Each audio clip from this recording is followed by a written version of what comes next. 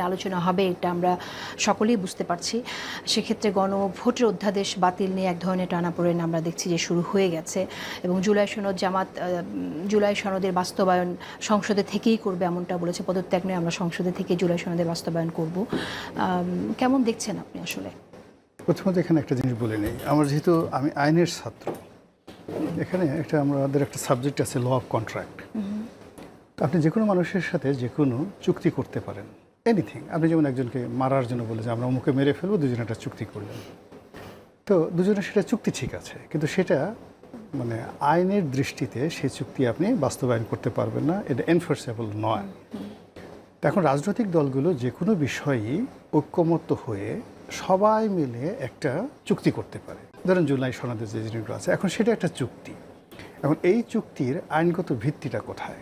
এই চুক্তিটা যদি আপনি আইনগত ভিত্তি, যে আপনি যদি ধরেন বিএনপি কথা না মানে, তাহলে এই চুক্তি বাস্তবায়নের জন্য আপনি কোন কোর্টে যাবেন বা কী হবেন? তো সেই দিক থেকে যে এই যে একটা চুক্তি, এটা এনফোর্সেবল নয়। বাংলাদেশের প্রচলিত আইন অনুযায়ী এটা কোনো আইন আদালতে গিয়ে এটা রেমিডিস, ক্ষতিগ্রস্ত পক্ষ রেমিডিস পেতে পারে না, নাম্বার ওয়ান। ফলে এই চুক্তিটা শুধুমাত্র একটা চুক্তি, এটা ভয়েডেবল বা ইরিভোকেবল এরকম একটা শব্দ এখানে ব্যবহার করা যেতে পারে। সেকেন্ড থিং হলো, এই যে জুলাই সনদে উইথ ডিসেন্ট হিসেন্ট সব কিছু সহ সবাই একটা চুক্তি করলো, করার পর এটার ভিত্তিতে রাষ্ট্রপতি একটা অর্ডিন্যান্স জারি করলেন। উনি বা আমরা সবাই যেটা বলছি, এই ধরনের একটা চুক্তিকে অবৈধ যায় না। এটা গেল দ্বিতীয়। তৃতীয় হলো যে এখন এই যে যা কিছুই করেছে সেটা অবৈধ হোক, যা কিছু হোক, এটা পার্লামেন্টের উপর নির্ভর করে। পার্লামেন্ট যদি এটা গ্রহণ করে তাহলে এটা বৈধতা পেয়ে যাবে, আর পার্লামেন্ট যদি বলে যে না আমরা এটা গ্রহণ করবো না, তাহলে এটার 2 পয়সার মূল্য নাই। সেটা সবগুলো অধ্যাদেশের ক্ষেত্রেও এমনকি তাই, সবকিছু অধ্যাদেশের ক্ষেত্রে। এখন এখানে যেহেতু পার্লামেন্ট হয়ে গেছে, এটা পার্লামেন্টের উপর সব কিছু নির্ভর করে। 2 নম্বর হলো যে গণভোটের ব্যাপারটা। আমাদের সেই গণভোটটা, আমাদের অতীতে যে গণভোটগুলো হয়েছে সেরকম কোনো গণভোট এবার ছিল না। 2 নম্বর হলো যে এই গণভোটের যে বিধান আমাদের সংবিধানে নেই। কাজেই জোর জবরদস্তি করে এই যে একটা গণভোট আয়োজন করা হয়েছে, এটা কেবলই মাত্র বাতিলযোগ্য নয়, এই ঘটনার সঙ্গে যারা জড়িত তারা সবাই শাস্তির আওতায় আসবে।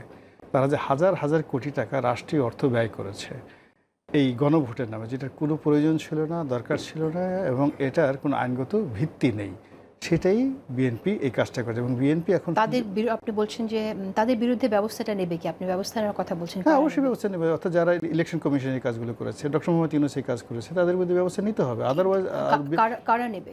সরকার নেবে।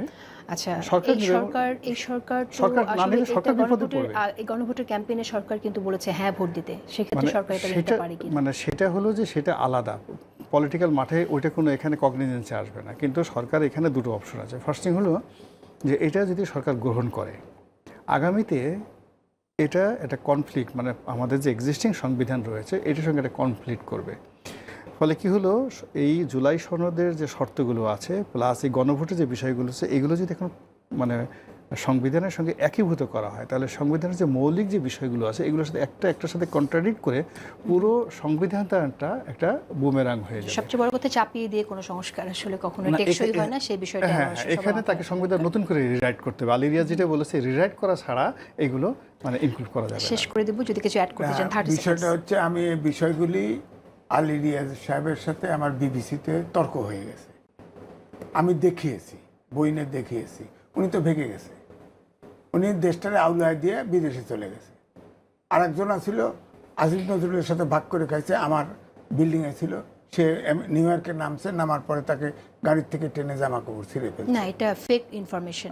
ফেক ইনফরমেশন হোক আর যৌতুক, আমরা দেখছি, লোকজন বিশ্বাস করে। আমার কথা হচ্ছে যে ঠিক আছে, ফেক হোক, দুদুকে যে মামলা আছে সবার, মানে চিফ ডক্টর মোহাম্মদ ইউনূস সহ সব অধিকাংশ উপদেষ্টাবিদদের, তারা তদন্ত করুক, বিচার হোক, নিরপেক্ষভাবে আইন চলতে দেন।